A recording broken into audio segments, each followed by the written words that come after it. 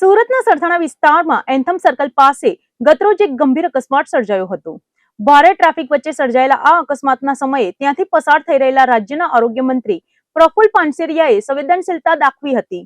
મંત્રીએ પ્રોટોકોલ બાજુ પર મૂકીને 108ની રાહ જોયા વગર પોતાની પાયલોટિંગ જીપમાં જ ઇજાગ્રસ્ત યુવકને હોસ્પિટલ ખસેડી માનવતા મેકાવી હતી. સુરતના સરથાણા વિસ્તારમાં આવેલા એન્થમ સર્કલ પાસે ગતરોજ અકસ્માત સર્જાતા અફરાતફરી મચી ગઈ હતી. આ વિસ્તારમાં હંમેશા ભારે ટ્રાફિક રહેતો હોય છે અને અકસ્માતના કારણે વાહનોની લાંબી કતારો લાગી ગઈ હતી. આ જ સમયે રાજ્યના આરોગ્ય મંત્રી પ્રફુલ પાનસેરિયાનો કાફલો ત્યાંથી પસાર થઈ રહ્યો હતો. રસ્તા પર ઇજાગ્રસ્ત યુવકને જોઈને મંત્રી પ્રફુલ પાનસેરિયાએ એક પણ ક્ષણનો વિલંબ કર્યા વગર પોતાનો કાફલો રોકાવ્યો હતો. યુવકની હાલત ગંભીર હોવાનું જણાતા મંત્રી પોતે વાહનમાંથી નીચે ઉતરી આવ્યા હતા અને યુવકને તાત્કાલિક સારવાર મળે તે માટે કામગીરી આરંભી હતી. ભારે ટ્રાફિકને કારણે 108 એમ્બ્યુલન્સને પહોંચવામાં સમય લાગે તેમ હતો. આથી સમયને ગંભીરતાને સમજીને મંત્રીએ 108ની રાહ જોયા વગર પોતાની પાયલોટિંગ પોલીસ જીપમાં જ ઇજાગ્રસ્ત યુવકને બેસાડ્યો હતો. મંત્રી પ્રફુલ પાનસેરિયાએ પોતે ઉભા રહીને ટ્રાફિક જામ ખાલી કરાવ્યો હતો, જેથી પાયલોટિંગ જીપ ઝડપથી હોસ્પિટલ પહોંચી શકે. મંત્રીની આ ત્વરિત કામગીરીને કારણે યુવકને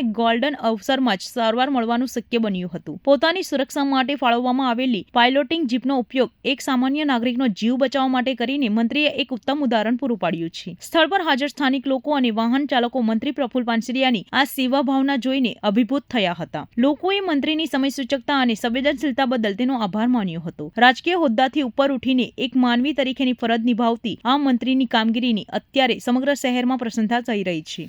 શહેર એસઓજીની ટીમે સલાબતપુરા વિસ્તારમાં દરોડા પાડીને પ્રતિબંધિત ઈ સિગારેટનો જથ્થો ઝડપી પાડ્યો છે. પાન સેન્ટરની આડમાં ચાલતા ગેરકાયદેસર વેપારનો પર્દાફાશ કરીને પોલીસે 60,000ની કિંમતનો મુદ્દામાલ કબજે કર્યો છે.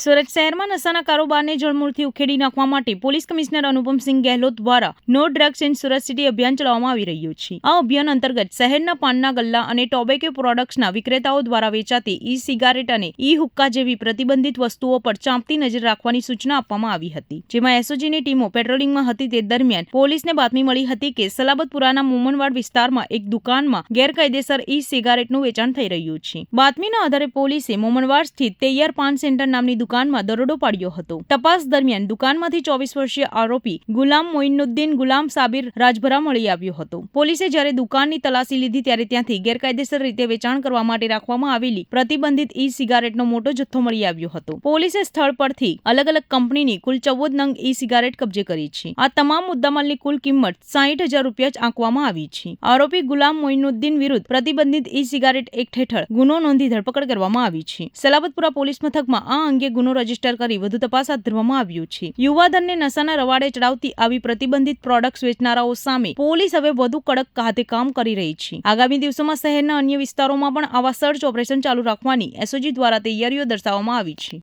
સુરતના રાંદેર પોલીસ મથકમાં એક પરિવાર દ્વારા ભારે હોબાળો મચાવવામાં આવ્યો છે.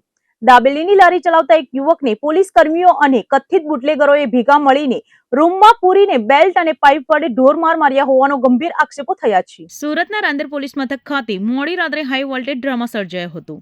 દાબેલીની લારી ચલાવી પરિવારનું ગુજરાન ચલાવતા મુરગેશભાઈ ઠક્કરના પરિવારે પોલીસ પર અત્યંત ગંભીર આક્ષેપો કર્યા છે. પીડિત પરિવારનો આક્ષેપ છે કે એક્ટિવા પરત માંગવા જેવી સામાન્ય બાબતમાં પોલીસે કાયદાનું ભાન ભૂલીને નિર્દોષ નાગરિક પર અત્યાચાર ગુજાર્યો છે. સમગ્ર ઘટનાની વિગત એવી છે કે મુરગેશભાઈ પોતાની એક્ટિવા પરત માંગવા ગયા ત્યારે કથિત બુટલેગર બબ્બન સાથે તેમની માથાકૂટ થઈ હતી. મામલો ઉકેલવા મુરગેશભાઈએ 112 પર કોલ કર્યો હતો, પરંતુ પોલીસ સ્ટેશન પહોંચતા જ ચિત્ર બદલાઈ ગયું હતું. મુરગેશભાઈનો આક્ષેપ છે કે પોલીસ કર્મી ભરતસિંહ સહિત 3 થી 4 પોલીસવાળા તેમને એક રૂમમાં લઈ ગયા હતા અને ત્યાં બેલ્ટ તથા પાઇપ વડે ઢોરમાર માર્યો હતો. આ અત્યાચાર સમયે મુરગેશભાઈનો 14 વર્ષનો પુત્ર પણ ત્યાં હાજર હતો. જ્યારે પુત્રએ આ મારપીટનો વિડીયો ઉતારવાનો પ્રયાસ કર્યો ત્યારે પોલીસે તેને પણ ન છોડ્યો. આક્ષેપ છે કે પોલીસે કિશોરને ધક્કો મારીને પછાડી દીધો હતો અને તેની સાથે અભદ્ર ગાળાગાળી કરી હતી. કિશોરના હાથ પર નખના નિશાન પણ જોવા મળ્યા છે, જે પોલીસની નિર્દયતાની ચાડી ખાય છે. પરિવારે વધુમાં ચોંકાવનારા આક્ષેપો કર્યા છે કે માર મારનારા પોલીસ કર્મીઓ પીધેલી હાલતમાં હતા. જો કે સામે પક્ષે પોલીસે વળતો આક્ષેપ કર્યો છે કે ફરિયાદી પોતે નશામાં હતો. આ ખેંચતાણ વચ્ચે ઢોરમારને કારણે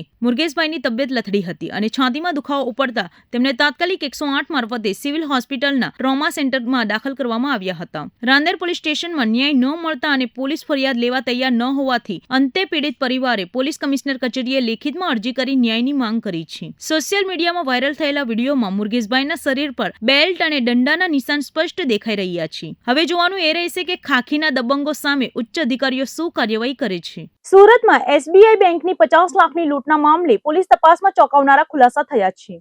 લૂંટારાઓએ પોલીસને ગુમરાહ કરવા માટે અત્યંત શાતિર રીતે બોગસ આધાર કાર્ડનો ઉપયોગ કર્યો હોવાનું સામે આવ્યું છે.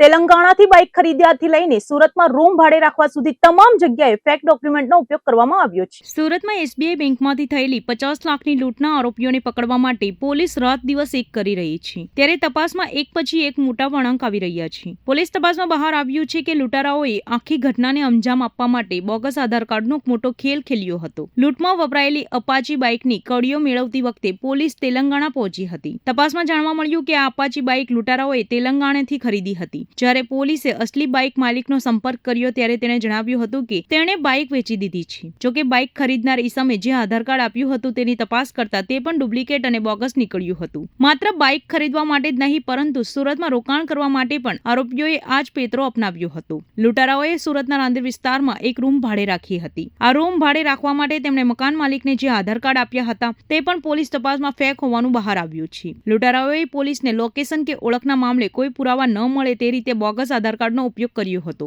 રાંદેરના જે મકાનમાં લૂંટારાઓ રોકાયા હતા ત્યાં આપવામાં આવેલા દસ્તાવેજોની ચકાસણી કરતા પોલીસ પણ ચોંકી ઉઠી હતી, કારણ કે તે તમામ દસ્તાવેજો બોગસ ઓળખના આધારે બનાવવામાં આવ્યા હતા. હાલમાં સુરત પોલીસની વિવિધ ટીમો ટેકનિકલ સર્વેલન્સ અને હ્યુમન સોર્સ દ્વારા આ શાતિર લૂંટારાઓ સુધી પહોંચવા મથામણ કરી રહી છે. બોગસ ડોક્યુમેન્ટનો ઉપયોગ કરનાર આ ટોળકી કોઈ આંતરરાજ્ય ગેંગ હોવાની શક્યતા પણ નકારી શકાય તેમ નથી. પોલીસ હવે એ દિશામાં તપાસ કરી રહી છે કે આ બોગસ આધાર કાર્ડ ક્યાંથી અને કોણે બનાવી આપ્યા હતા. પશ્ચિમ બંગાળની રાજનીતિમાં અત્યારે સુરતના એક યુવકની ભારે ચર્ચા થઈ રહી છે. સુરતનો ભાજપ કાર્યકર્તા દીપ પ્રજાપતિ જે બંગાળમાં ભાજપના પ્રચાર માટે ગયો હતો તેનું નામ ખુદ મુખ્યમંત્રી મમતા બેનર્જીના મુખે આવ્યું છે. પશ્ચિમ બંગાળમાં ચાલી રહેલા રાજકીય જંગમાં સુરતમાં એક યુવકે મમતા બેનર્જીની ઊંઘ હરામ કરી દીધી છે. સુરતના રહેવાસી અને ભાજપ કાર્યકર્તા દીપ પ્રજાપતિ છેલ્લા કેટલાક સમયથી પશ્ચિમ બંગાળમાં ભાજપ માટે પ્રચાર કરી રહ્યો હતો. દીપ પ્રજાપતિએ બંગાળના વિવિધ વિસ્તારોમાં જઈને ત્યાંની વાસ્તવિક પરિસ્થિતિના વિડીયો બનાવી સોશિયલ મીડિયા પર વાયરલ કર્યા હતા. આ વિડીયોની અસર એટલી પ્રચંડ રહી કે પશ્ચિમ બંગાળના મુખ્યમંત્રી મમતા બેનર્જીએ પોતે દીપ પ્રજાપતિની નોંધ લેવી પડી. મમતા બેનર્જીએ સ્ટ્રોંગ રૂમની બહાર નીકળી મીડિયા સમક્ષ દીપ પ્રજાપતિના વિડીયો બતાવ્યા હતા. તેમણે દીપ પ્રજાપતિનું નામ લઈને સવાલ કર્યો કે આ ગુજરાતી અહીંયા શું કરે છે. મમતા બેનર્જીએ દીપ પ્રજાપતિને ઘૂસણખોરની નજરથી જોતા હોય તેવો સૂર પણ વ્યક્ત કર્યો હતો. मैं पश्चिम बंगाल में पिछले 2.5 महीने से था और 2.5 महीने में जो उन्होंने क्रूर हत्याएं करवाई है, जो गलत किया है वो सब तो दिखाने का प्रयास किया. तब ममता बनर्जी ने कुछ नहीं बोला, पर जब मैं वहाँ पे प्रोटेस्ट कर रहा था उनके ही उन्होंने वॉर रूम में वो खुद चली गई थी, 4 घंटे तक वॉर रूम में थी. वो तो था ही, पर बाहर टीएमसी की गाड़ी भी खड़ी थी, बहुत बड़ी रथ, जिसमें ईवीएम भी हो सकता है आशंका थी. तो हम लोगों ने प्रोटेस्ट किया और गाड़ी आप रख ही नहीं सकते, कोई एक झंडा भी नहीं फड़का सकते. अब 100 मीटर के अंदर तो आप बाजू में वॉर रूम के दीवार के बाजू में गाड़ी कैसे रखते. तो वो एक सवाल के साथ हम लोगों ने प्रोटेस्ट किया था. हम लोगों की एक ही मांग थी कि प्लीज़ आप गाड़ी में क्या है वो दिखा दीजिए. पुलिस वालों को बोला कि आप लोग दिखाइए, हम लोग कुछ नहीं करेंगे, पर सिर्फ दिखा दीजिए कि क्या है.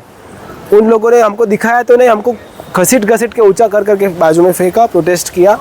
उसके लिए मैंने वही वीडियो बनाया था और वही वीडियो ममता दीदी ने आप लोगों को दिखाया. દીપ પ્રજાપતિના જણાવ્યા અનુસાર બંગાળમાં સ્થિતિ અત્યંત ગંભીર છે. ત્યાં મહિલાઓ સુરક્ષિત નથી અને ડરના માર્યા ઘરની બહાર નીકળી શકતી નથી. વધુમાં તેમણે આરોપ લગાવ્યો કે મમતા બેનર્જી બેરોજગાર યુવાનોને રોજગારી અપાવવાને બદલે રેલવે સ્ટેશન પર ચા અને ઝાલમુરી વેચવાની સલાહ આપે છે. આ તમામ વાસ્તવિકતા સોશિયલ મીડિયાના માધ્યમથી ઉજાગર કરવી દીપને ભારે પડી હતી. મુખ્યમંત્રી દ્વારા જાહેરમાં નામ લેવામાં આવ્યા બાદ દીપ પ્રજાપતિ પર જીવનું જોખમ વધી ગયું હતું. સ્થાનિક સ્થળે તેના પર હુમલાની ભીતિ સર્જાતા અને સુરક્ષા સામે પ્રશ્નો ઉભા થતા અંતે દીપ પ્રજાપતિ પશ્ચિમ બંગાળ છોડીને સુરત પરત ફર્યા હતા. સુરત પહોંચતા જ સાથી કાર્યકર્તાઓએ તેનું સ્વાગત કર્યું હતું અને તેની નિડરતાને બિરદાવી હતી. પશ્ચિમ બંગાળમાં ચૂંટણી પ્રચાર દરમિયાન એક ગુજરાતી યુવકની આટલી મોટી અસર જોઈને રાજકીય વિશ્લેષણો પણ ચોંકી ઉઠ્યા છે. સોશિયલ મીડિયાની તાકાત અને ગ્રાઉન્ડ રિપોર્ટના કારણે મમતા બેનર્જી જેવી દિગ્ગજ નેતાઓ પણ એક સામાન્ય કાર્યકર્તાનો વિડીયોની નોંધ લેવી પડી છે. હાલમાં દીપ સુરત આવી ગયો છે, પરંતુ બંગાળના તેના વિડીયો હજુ પણ સોશિયલ मीडिया पर धूम मचावी રહ્યા છે।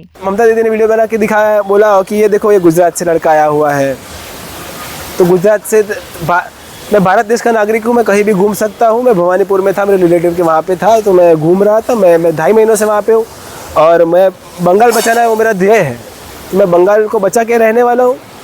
तो वही हेतु के साथ मैं वहाँ पे घूम रहा था। तो बांग्लादेशी तो हूँ नहीं मैं, समझिए आप, भारतीय नागरिक हूँ। और जब भी ज़रूरत पड़ेगी बंगाल को हमारी, तो हम लोग खड़े रहेंगे, और गुजरात को ज़रूरत पड़ेगी तो बंगाल खड़ा रहेगा। दीप, आप 2.5 महीने वहाँ बंगाल में रहे, चुनाव के नतीजे कल आने वाले हैं, क्या कुछ आपने देखा और क्या परिणाम बदल सकता है? बंगाल में परिवर्तन की लहर निश्चित है, परिवर्तन होने वाला है। और मुझे विश्वास है, क्योंकि लोग त्रस्त हैं।